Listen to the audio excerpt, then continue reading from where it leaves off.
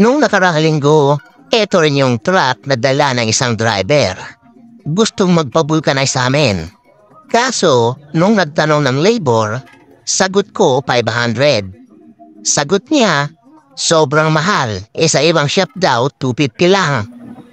Sabi ko sa kanya, boss, dalhin mo doon sa 250.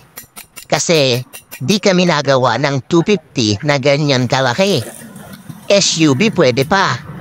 Kaya ayun, di kami nagkasundo. Tapos ngayon, muling bumalik. Ibang driver na. Pero sa katabing shop namin niya, dinala.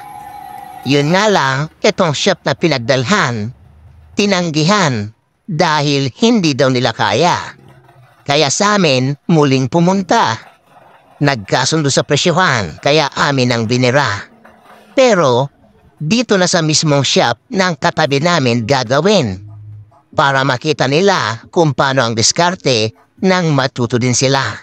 Nang sa ganon, pag gusto ng customer ng mura, may pagpipilian na sila. Basta kami, mahal. Nagmamahala na ang mga bilihin ngayon. Alangan namang kami, pababa ang presyohan. Simple lang ang sabi sa amin ni Boss Bulkit.